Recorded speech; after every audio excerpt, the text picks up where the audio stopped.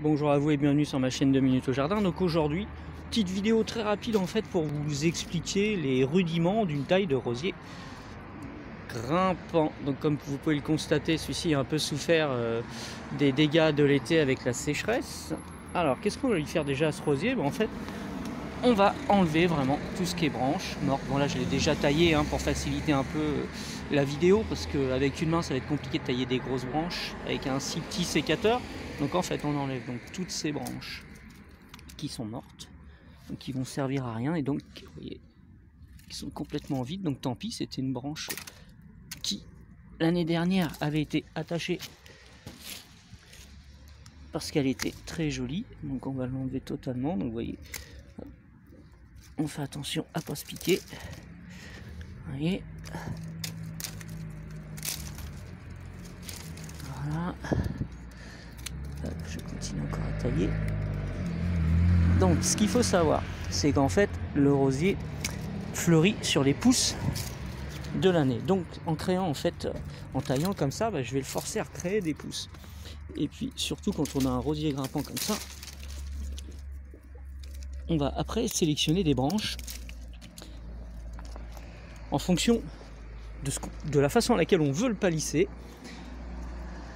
Donc on va lui permettre, on va en éliminer donc certaines, parce que le but c'est d'avoir de jolis roses et avoir une harmonie par rapport à la structure. C'est-à-dire ma taille va me permettre de le guider sur la structure. Donc, comme vous pouvez le voir ici, donc sur le premier, donc il me reste plus beaucoup de branches parce que comme je vous ai dit, donc il a souffert. Donc vous voyez, j'ai gardé 3 branches en pied, 3 branches de structure. J'ai pas pu en garder beaucoup plus. Et puis donc regardez, donc après je l'ai taillé de façon à l'arrêter au niveau des pointes, au niveau de la sève. Et puis je sais pas si vous pouvez voir ce petit bourgeon qui est juste là. Comme ça ce sera la dernière branche, et c'est celle qui aura le plus de vigueur, c'est celle qui sera en pointe. Et donc c'est ici que j'aurai donc une branche qui va partir comme ça sur la gauche, qui sera donc plus forte que celle sur la droite. Et puis au fur et à mesure, le but du jeu c'est d'éviter d'avoir trop de croisements. Donc j'ai pas besoin de beaucoup de branches de structure, comme je pouvais vous le dire. Et puis je vais arrêter la save en pointe, là ça sert à rien. Et puis là je vais tailler juste au-dessus d'un œil. Hop, hop, elle est partie la petite demoiselle là. Et voilà. Et puis je vais revenir le bloquer ici, comme ça mon œil partira ici pour suivre mon fil. Et comme ça j'aurai bouché un trou entre les deux branches. Et donc c'est ça il faut sélectionner l'œil qui vous donnera la direction de la tige qui aura le plus de vigueur. Et comme ça, en même temps j'en profite, je vais enlever tout ce qui est cynorhodon, ces fruits qui pompent de l'énergie et qui sert à rien à la plante pour l'instant. Voilà. Et puis surtout éliminer beaucoup de branches, n'hésitez pas. Alors par contre, évitez de tailler dans des branches qui sont trop vieilles. Il vaut mieux le faire en plusieurs étapes, si ça fait 2 ou 3 ans que vous n'avez pas taillé votre rosier. Et puis après il vous reste plus qu'à l'attacher. Il n'y a rien de compliqué après à attacher un rosier. Vous avez ce qu'il faut, et préférez des attaches spéciales pépinières qui sont en plastique, un peu comme des élastiques. Voilà. Mais l'important c'est essayer de retrouver une harmonie sur votre structure. Voilà, refaire un quadrillage.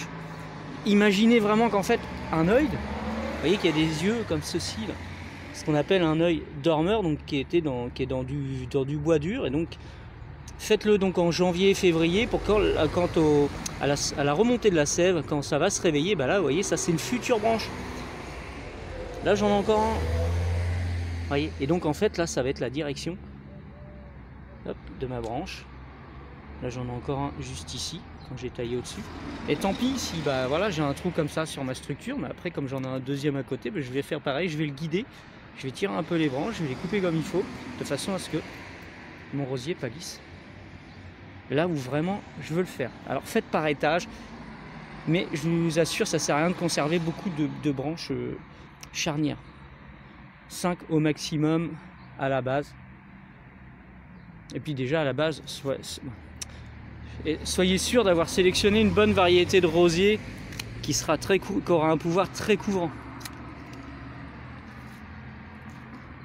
Voilà. Et puis n'hésitez pas à les entretenir aussi en leur apportant engrais et autres choses importantes, et les arroser aussi en été sans excès bien évidemment. Au revoir, à bientôt pour une prochaine vidéo. Alors, je vous rappelle, ma chaîne s'appelle 2 minutes au jardin. Il y a plein d'astuces sur la plantation, des découvertes d'arbustes, d'arbres, et puis plein de petits systèmes pour le potager et le jardin. Au revoir.